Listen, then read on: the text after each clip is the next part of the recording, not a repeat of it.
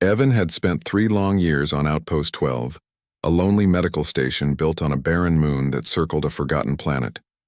It was one of those places where nobody wanted to be posted, not because it was dangerous, but because it was silent. No city lights, no friendly neighbors, no daily traffic, only the wind that blew red dust across the rocky ground, and the occasional distant echo of shifting metal from the abandoned mining fields nearby. His days were usually slow. Sometimes he treated minor injuries from passing traders. Sometimes he handled food poisoning or dehydration cases from pilots who thought energy drinks counted as meals. But most of the time, Evan sat at his desk, cleaned his equipment for the 50th time, and wondered why he ever agreed to be here. Peace, he had told himself when applying. He wanted peace after years of chaos and emergency war zones. He was tired of seeing explosions, tired of patching up soldiers who screamed in pain, tired of losing people he tried to save. Outpost 12 was supposed to be quiet. It was quiet, but quiet and lonely were not the same. Some nights Evan would lie on his bunk and listen to old recordings of crowded city streets, just to remember what life used to sound like. He even caught himself talking to his tools sometimes. "How's it going, scanner?" he muttered once while polishing it. The scanner did not respond, obviously, but Evan still nodded like it had agreed. That was the state of his social life, and then everything changed in one loud crash. It was late at night, or whatever counted as night on a moon that barely rotated. Evan was halfway through reheating a tasteless meal pack when the entire station shook. A roaring boom echoed through the metal walls, rattling shelves and knocking a box of bandages to the floor. Evan froze for 1 second, then rushed to the screen connected to the station's external scanners. A massive energy spike had been detected 2 kilometers east of the facility. Something large had crash-landed. Maybe a transport ship, maybe a meteor, maybe something worse. The standard protocol was simple. Wait, send a report to command and do nothing until backup arrived. Evan stared at the blinking red alert. He thought about waiting like he was supposed to. Then he remembered the screaming soldiers he could not reach in time in past battles. He grabbed his med kit, strapped it across his shoulder, and ran out the door. The wind hit him hard, cold and sharp. Dust swirled around his boots as he climbed onto the rover parked beside the station. He powered it on and sped toward the crash site. The landscape blurred by, glowing faintly under the dull light of distant stars. His hands tightened on the steering controls as he saw black smoke rising ahead. As he neared the crash, he slowed down. A sleek, dark purple ship lay half buried in the ground, smoke pouring from its shattered side. Evan's stomach tightened. The ship design was unmistakable. Krell Dominion, a warrior alien race known for their strength, pride, and dislike of humans. He knew the smart choice would be to turn around, but he also knew someone in that wreck might be dying. His duty was to save lives, not just friendly lives, all lives. He parked the rover and approached carefully, hands raised to show he carried medical gear, not weapons. The ship's entry door had melted. He climbed through the twisted opening and walked into the dim interior. Sparks crackled from broken wires. Something metal groaned. The air smelled of burning metal and ozone. "Hello?" Evan called out, no answer. His boots crunched on debris as he stepped deeper into the wreck. And then he saw her. A figure slumped against a wall wearing damaged armor with the crest of the Krell royal family engraved on the chest plate. Evan's heartbeat quickened. Royalty, that complicated things. But he focused on the important detail: she was bleeding. The alien woman had long silver hair stained with dirt and blood. Her skin was a pale lavender tone, and faint glowing lines ran across her arms like natural markings. Her eyes were closed, her breathing shallow. Evan knelt beside her and scanned her vitals. Multiple fractures, deep cuts, internal bleeding. If he waited for backup, she would die. He opened his kit and started stabilizing her wounds. As he injected a coagulant into her arm, her eyes suddenly snapped open. Bright gold, sharp, angry. She grabbed his wrist with surprising strength. "Human," she growled, voice weak but filled with fire. "Touch me again and I will break you." Evan didn't flinch. "If you were going to break me, you would have done it already. Now stop talking and let me save your life." She glared at him, stunned by his calm tone. Most humans trembled before her kind. This one sounded annoyed. "I do not need your help," she hissed. "You do," Evan replied, cleaning a gash on her side. "Because you are currently leaking." She blinked, unsure if he was mocking her. "Leaking?" Bleeding, he corrected. Heavily. She tried lifting herself, but pain shot through her body and she almost collapsed again. Evan caught her shoulders gently. See, stay still. I'm not your enemy. Her golden eyes studied him closely like she was trying to understand why a human would help her. In her world, kindness was rare, and usually came with hidden motives. What is your name? She asked sharply. Evan, medic, you? Virella, she said with pride, even in her weakened state. Daughter of King Theros of the Krell Dominion. Evan paused. Royalty, huh? That explains the attitude. Her eye twitched. Was that an insult? Or a joke? She could not tell. You speak too casually, she grumbled. You're not my boss, he answered simply. She stared at him for a long moment. Then, to his surprise, she let him continue. Evan worked quickly, setting her fractures, sealing wounds with regenerative gel, and injecting anti-shock meds. She winced a few times but did not complain. At one point, he noticed her watching him more than the treatment. Not with distrust, but curiosity. You are not afraid of me, she said slowly. Should I be? He asked. Yes, she replied without thinking. I am feared across worlds. Well, right now you are injured across my floor, he said. She blinked again. Was that humor? From a human treating her like a normal person instead of a dangerous royal, Evan bandaged her arm and sat back. All right. You're stable enough to move. I'm taking you to my outpost. No, Virella growled. I will not be transported by a human-like cargo. Fine, Evan said, standing. Stay here and bleed again. Your choice, he started walking away. Panic flashed in her chest. She could not survive another crash or another attack in this condition. Swallowing her pride, she muttered, Fine, but if you drop me, I will end you. Evan rolled his eyes. Noted. He lifted her carefully. She was heavier than she looked, but he managed to carry her to the rover and place her inside. During the ride back, she remained silent, staring at him. He drove steadily, ignoring her intense gaze. Finally, she spoke. Why did you save me? Because I'm a medic, he replied. That is not a reason, she said. Yes, it is, he answered simply. They reached the outpost. Evan carried her to the medical bay and set her on the bed. He hooked up monitors and continued treatment. She watched the clean environment, the organized tools, the calm human moving swiftly. Everything about him was efficient, gentle, strange. Hours passed. Virella's breathing steadied. Evan sat beside her, checking readings. She turned her head slightly. Human. What? Thank you. Evan looked at her. She was clearly uncomfortable saying it. He gave a small smile. Get some rest. She closed her eyes slowly. For the first time in days, she felt safe, not because of guards or shields, but because one stubborn human refused to let her die. She slept. Evan leaned back in his chair and rubbed his eyes. His peace was over. He did not know it yet, but his life was about to change forever. Outside the station, distant lights appeared in the sky. Multiple ships, royal Krell vessels.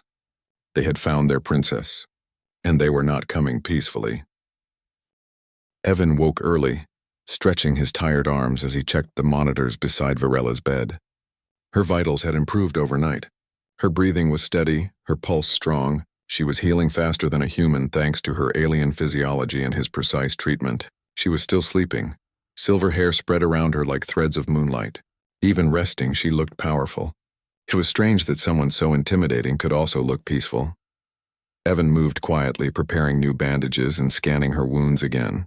While he worked, Virella slowly opened her eyes.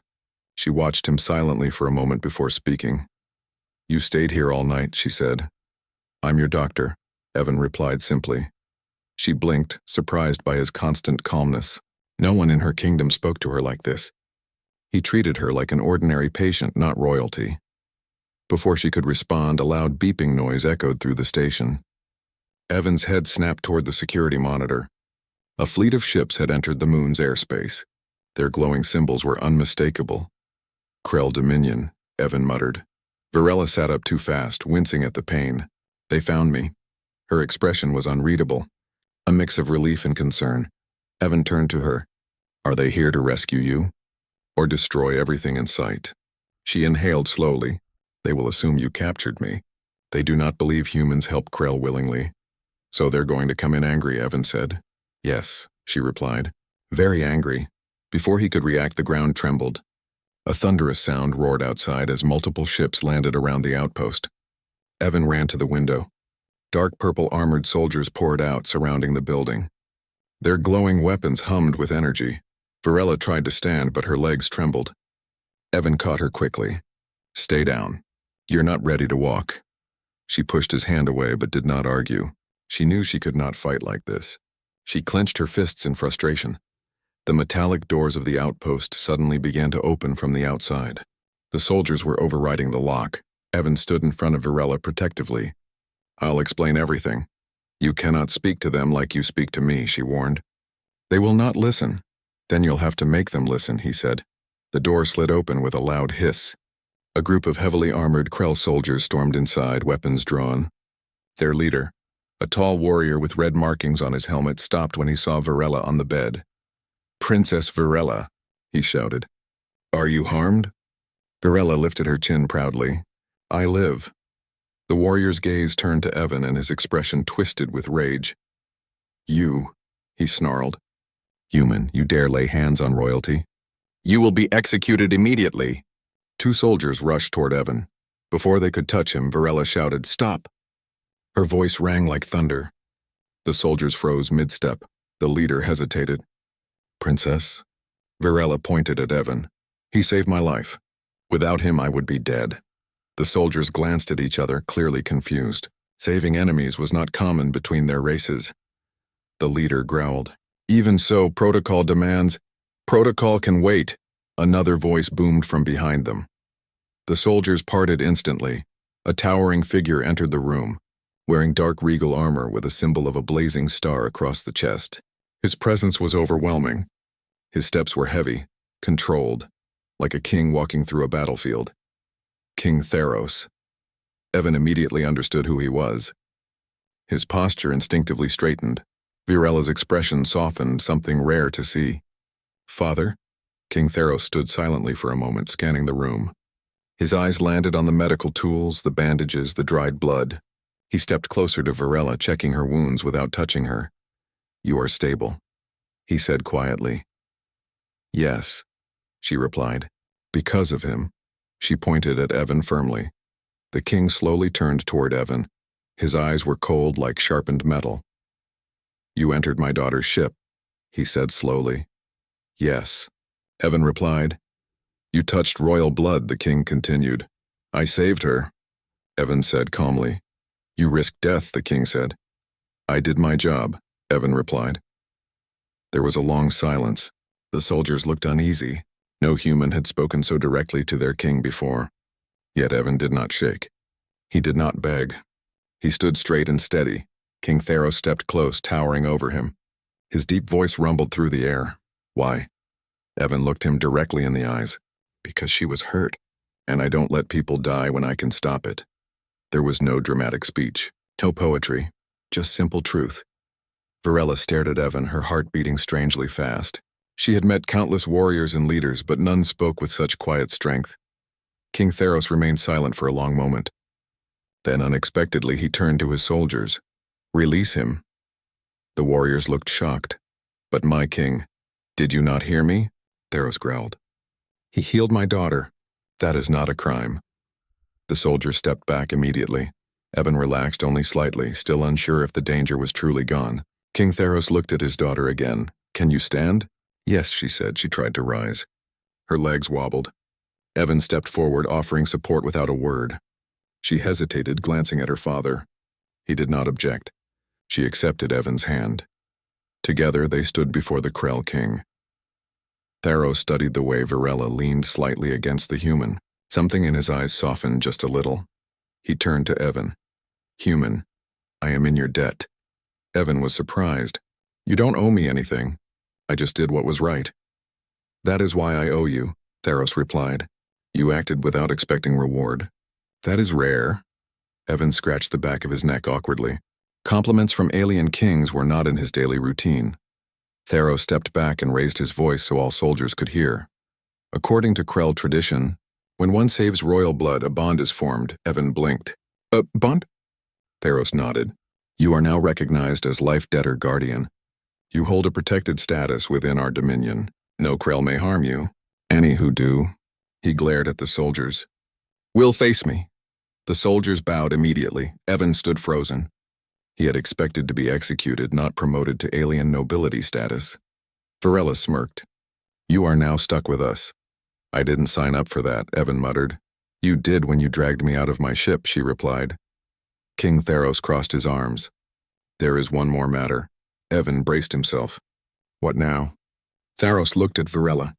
Traditionally, the one who is saved chooses how to honor the bond. "A gift, a favor, a lifelong promise. My daughter must decide." The room fell silent. Varela stared at Evan. He stared back. She could have offered him land, money, technology. Instead, she spoke clearly. "I choose him as my official companion and protector." The soldiers gasped. Evan nearly choked. "Excuse me, what?" Varela crossed her arms proudly. "You saved me. You annoyed me. You treated me like a person. I do not want a guard who bows. I want someone who speaks honestly. So I choose you." King Theros raised an eyebrow. "Are you certain?" "Yes," Varela replied confidently. "He is strong. He is steady. He does not fear me." Theros looked at Evan. "Do you accept?" Evan stared at Varela's determined eyes. He sighed. "I came here for peace," he said, "and now I'm being dragged into royal alien politics." "Yes," Varela replied without apology. Evan shook his head slowly, then smiled. "Fine, I'll protect her. But she needs to follow medical advice." "I follow no one," Varela said proudly. "You do now," Evan replied. She glared. He glared back. King Theros stared at them both, then laughed. A deep booming sound that shook the walls. "You will survive, human," the king said. "If not from danger, then from her," Varela scoffed. Evan rolled his eyes. The king turned to leave. "Prepare the royal cruiser. We return home." Varela walked alongside Evan, still slightly leaning on him. As they exited the outpost, the sun of the barren moon rose behind them, casting long shadows across the ground. Evan looked at the fleet waiting for them, massive ships shining with royal insignias. Varela glanced at him. "Are you afraid?" "A little," he admitted. "Should I be?" She smirked. "Yes." "Great," Evan muttered. She nudged him lightly. "But do not worry. You are mine now. I will not let them touch you." He raised an eyebrow. "Yours?" "Life, dead, or guardian," she said. "My companion, my chosen." "That means you belong to me," Evan sighed. "I saved your life." "Not sold mine." "We'll see," she replied. Together they stepped onto the ramp of the ship. Soldiers stood aside respectfully, heads bowed to their princess, and to the human beside her. Evan had arrived on this moon seeking silence. Instead, he left as the sworn protector of an alien princess who smiled like thunder and walked like a storm. Peace was officially canceled. And strangely, he didn't mind.